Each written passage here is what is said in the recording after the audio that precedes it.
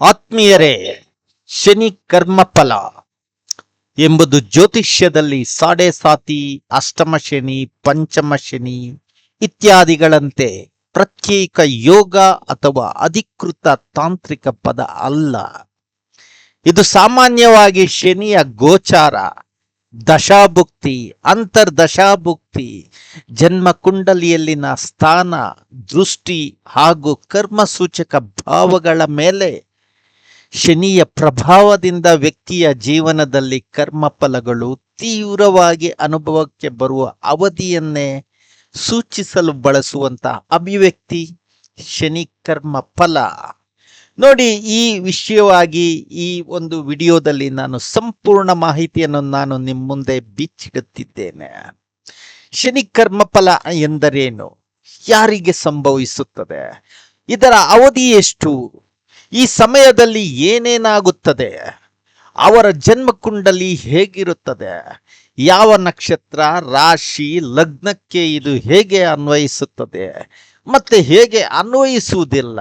ಯಾವ ಯಾವ ಗ್ರಹ ಹೊಂದಾಣಿಕೆ ಇರುತ್ತದೆ, ಯಾವ ಯಾವ ಗ್ರಹ ದೃಷ್ಟಿ, ಯಾವ ಯಾವ ಗ್ರಹ ಸಂಯೋಗ, ಯಾವ ಗ್ರಹ ಉಚ್ಚ ನೀಚ ಮನೆ ಸಂಚಾರ, ಏನೇನು ಪರಿಣಾಮ ಆಗುತ್ತದೆ, ಮನೆಯವರ ಪರಿಣಾಮಗಳು ಇನ್ನೇನೇನಾಗುತ್ತೆ, ಯಾವ ದೈವ ದರ್ಶನ ಮಾಡಬೇಕು, ಉಂಗುರ ಧರಿಸಬೇಕು, ವಸ್ತ್ರ ಧರಿಸಬೇಕು, ಯಂತ್ರ ಮಂತ್ರ ತಂತ್ರ ದೇವತಾರಾಧನೆ, ಪೂಜೆ, ಪರಿಹಾರ, ಇವರಿಗೆ ಯಾರೆಲ್ಲ ಮಿತ್ರರು, ಯಾರೆಲ್ಲ ಶತ್ರುಗಳು, ಇವರಿಗೆ ಆಗುವ ಒಳಿತು ಕೆಡುಕು, ಇವರ ವಿವಾಹ, ಸಂತಾನ, ಶಿಕ್ಷಣ, ಹುದ್ದೆ, ವೃತ್ತಿ, ಆದಾಯ, ವ್ಯವಹಾರ, ಗೌರವ, ಸ್ಥಾನಮಾನ, ಅಭಿವೃದ್ಧಿ, ಆಸ್ತಿ, ಕೋರ್ಟ್ ಕಚೇರಿ, ಇವರ ಯೋಗಗಳು, ದೋಷಗಳು, ಶಾಪಗಳು, ಇದಕ್ಕಿಂತ ಭಿನ್ನವಾಗಿ ಹೇಗಿರುತ್ತೆ ಅನ್ನೋದನ್ನ ಇಲ್ಲಿ ನಾನು ವಿವರಿಸಿಡ್ತಾ ಇದ್ದೀನಿ.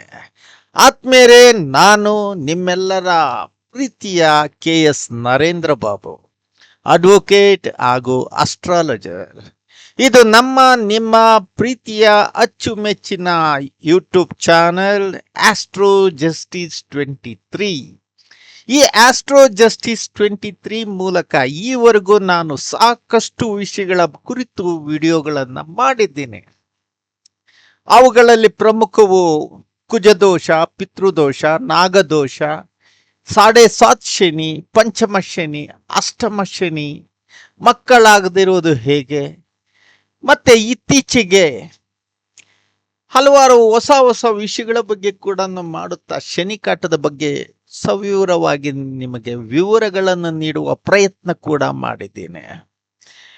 ಈ ನನ್ನ ಎಲ್ಲ ಪ್ರಯತ್ನಕ್ಕೂ ನೀವು ಸಬ್ಸ್ಕ್ರೈಬ್ ಮಾಡುತ್ತಾ, ಲೈಕ್ ಬಟನ್ ಒತ್ತುತ್ತಾ, ಶೇರ್ ಮಾಡುತ್ತಾ ನಿಮ್ಮ ಪ್ರೋತ್ಸಾಹವನ್ನು ಮುಂದುವರಿಸಿರ್ತೀರಿ.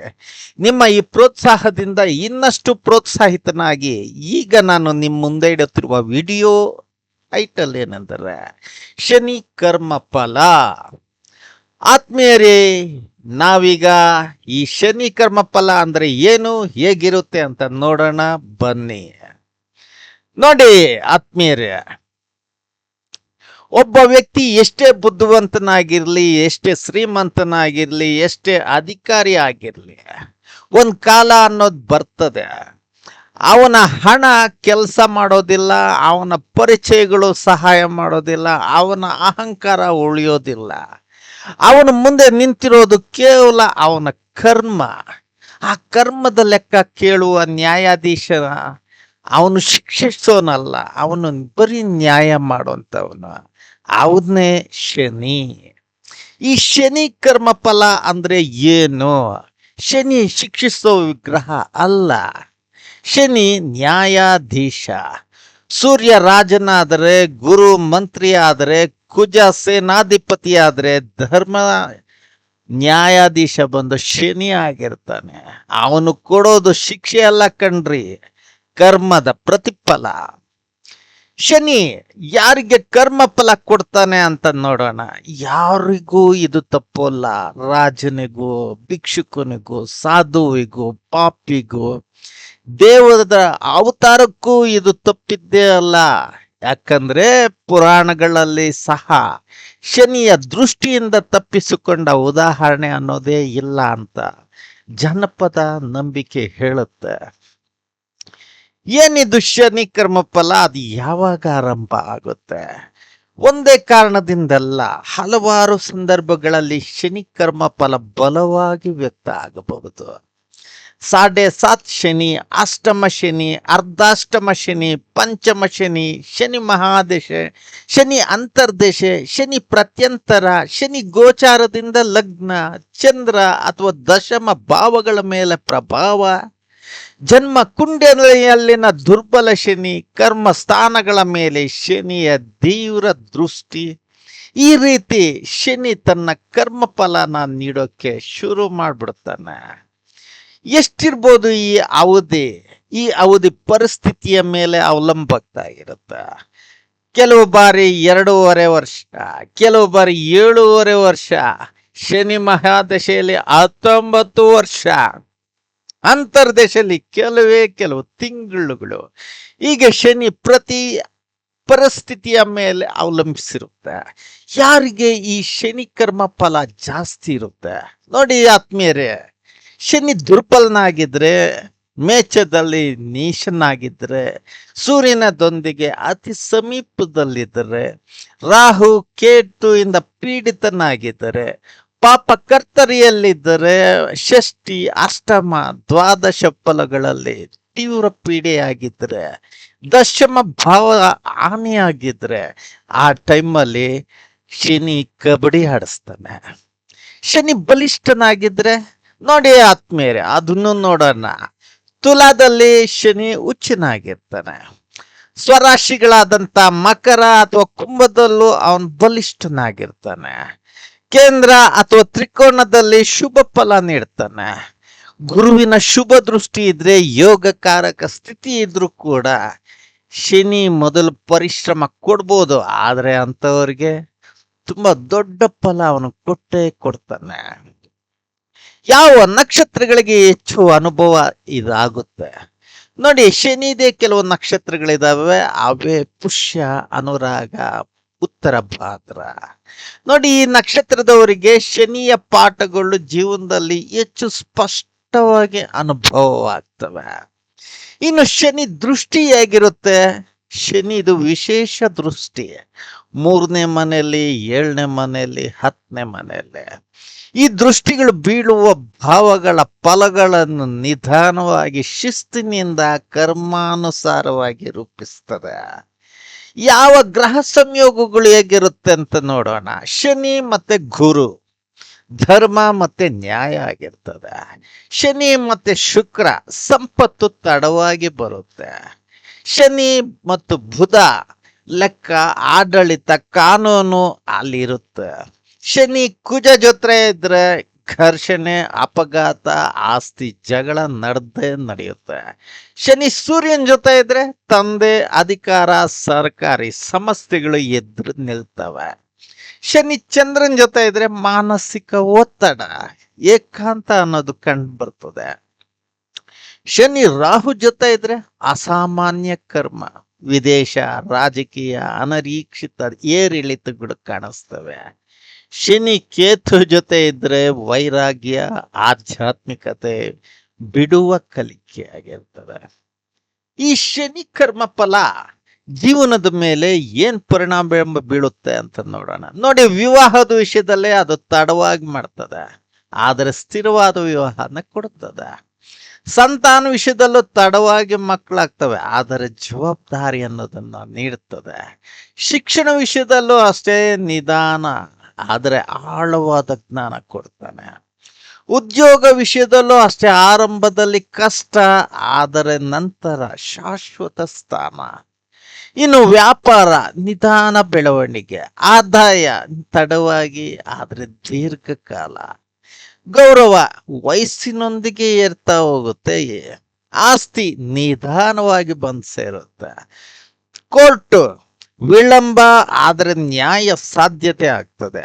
ನೋಡಿ, ಇವ್ರಿಗಿರೋ ಯೋಗಗಳಂದ್ರೆ ಶಶ ಮಹಾಪುರುಷ ಯೋಗ ಅನ್ನೋದಿರ್ತದೆ. ವಿಪರೀತ ರಾಜಯೋಗ ಅಂತ ಕೆಲವು ಸ್ಥಿತಿಗಳಲ್ಲಿ ಇರ್ತದೆ. ನೀಚಭಂಗ ರಾಜಯೋಗ ಅನ್ನೋದು ಸಹ ಇರುತ್ತೆ. ರಾಜಯೋಗಗಳಿಗೆ ಶನಿ ಬೆಂಬಲ ಇರಲೇಬೇಕು ಕಣ್ರಿ. ಇನ್ನು ಈ ಸಾಮಾನ್ಯವಾಗಿ ಇವರ ದೋಷಗಳು ಏನಿರುತ್ತೆ ಇರೋದಂದ್ರೆ ಪಿತೃದೋಷ ಸಂಬಂಧಿತ ಸೂಚನೆಗಳು. ಈತ ಗ್ರಹರ ಸ್ಥಿತಿಗಳ ಜೊತೆ ವಿಶ್ಲೇಷಿಸಬೇಕು. ಇನ್ನು ಕರ್ಮದೋಷ, ಉದ್ಯೋಗ ದೋಷ, ಸಾಲದ ಒತ್ತಡ, ವಿಳಂಬ ಯೋಗ ಮಾಮೂಲಿ ಇದ್ದೇ ಇರುತ್ತೆ. ಇನ್ನು ಪರಿಹಾರಗಳೇನಿದೆ, ಯಾವ ದೇವರ ದರ್ಶನ ಮಾಡಬೇಕು? ಆತ್ಮೀಯರೇ, ಶ್ರೀ ಶನೇಶ್ವರ, ಶ್ರೀ ಕಾಲಭೈರವ, ಶ್ರೀ ಆಂಜನೇಯ, ಶ್ರೀ ದಕ್ಷಿಣಾಮೂರ್ತಿ, ಶ್ರೀ ಅಯ್ಯಪ್ಪ, ಶ್ರೀ ಕಾಳಿಕಾಂಬ, ಈ ಎಲ್ಲ ದೈವ ದರ್ಶನ ಪರಿಹಾರಾತ್ಮಕ. ಇನ್ನು ಮಂತ್ರಗಳೆಲ್ದ್ರೆ ಓಂ ಶಂ ಶನೈಶ್ಚರಾಯ ನಮಃ, ನೀಲಾಂಜನ ಪ್ರಭಾಭಾಸಂ, ಮತ್ತೆ ದಶರಥ ಕೃತ ಶನಿ ಸ್ತೋತ್ರ. ಇನ್ನು ಪೂಜೆಗಳು ಅಂದ್ರೆ ಎಳ್ಳೆಣ್ಣೆ ಪೂಜೆ, ಕಪ್ಪು ಎಳ್ಳು ದಾನ, ಕಬ್ಬಿಣ ದಾನ, ಶನಿವಾರ ವ್ರತ ಅನ್ನೋದು ನಡಿಬೇಕು. ಇನ್ನು ವಸ್ತ್ರ ಗಾಢವಾದ ನೀಲಿ ಬಣ್ಣ, ಕಪ್ಪು ಬಣ್ಣ ಇಲ್ಲ ಬೂದು ಬಣ್ಣ. ಉಂಗುರ ಅಂದ್ರೆ ವೈಯಕ್ತಿಕ ಜಾತಕ ಪರಿಶೀಲನೆ ಇಲ್ಲದೆ ನೀಲಮಣಿ ಧರಿಸೋದು ಸೂಕ್ತ ಅಲ್ಲ. ಶನಿಗೆ ಸಂಬಂಧಿಸಿದ ರತ್ನಗಳು ಜಾತಕದ ಬಲ ದುರ್ಬಲತೆ ನೋಡಿ ಮಾತ್ರ ಸೂಚಿಸಬೇಕು. ಇನ್ನ ಮಿತ್ರರು ನೋಡಿ ಆತ್ಮೀಯರೇ, ಶನಿಗೆ ಬುಧ ಶುಕ್ರ ಮಿತ್ರರು. ಇನ್ನು ಶತ್ರುಗಳು ಅಂದ್ರೆ ಸೂರ್ಯ ಚಂದ್ರ ಕುಜ, ಇವ್ರ ಶತ್ರುಗಳು. ಇದು ನೈಸರ್ಗಿಕ ಗ್ರಹ ಸಂಬಂಧ ಹೊರತು ವೈಯಕ್ತಿಕ ಜಾತಕದಲ್ಲಿ ಫಲ ಬದಲಾವಣೆ ಆಗಬಹುದು. ನೋಡಿ, ಪುರಾಣ ವಿಷಯದಲ್ಲೂ ಶನಿ ಕರ್ಮ ಫಲ ನೋಡ್ಬೋಣ ಅಂದ್ರೆ ರಾಜ ವಿಕ್ರಮಾದಿತ್ಯ ನವಗ್ರಹಗಳಲ್ಲಿ ಯಾರು ಶ್ರೇಷ್ಠ ಅಂತ ತೀರ್ಮಾನಿಸಲು ಮಾಡೋ ಪ್ರಯತ್ನದ ನಂತರ ಶನಿಯ ಪ್ರಭಾವವನ್ನು ಅನುಭವಿಸಿದ ಕತೆ ಜನಪ್ರಿಯ ಆಗಿದೆ. ರಾಜನು ರಾಜ್ಯ, ಗೌರವ, ಸಂಪತ್ತು ಎಲ್ಲನೂ ಕಣ್ಕೊಂಡ್ರು. ಕೊನೆಯಲ್ಲಿ ತನ್ನ ಧರ್ಮ ಮತ್ತು ಸಹನೆಯಿಂದ ಮತ್ತೆ ಎಲ್ಲ ಪಡೆದಂತ ಈ ಕತೆ ಹೇಳುತ್ತೆ. ಈ ಕಥೆಯ ಸಂದೇಶ ಏನು? ಶನಿ ಅಹಂಕಾರವನ್ನು ಒಡೆಯುತ್ತಾನೆ, ಆದರೆ ಧರ್ಮವನ್ನು ಉಳಿಸುತ್ತಾನೆ.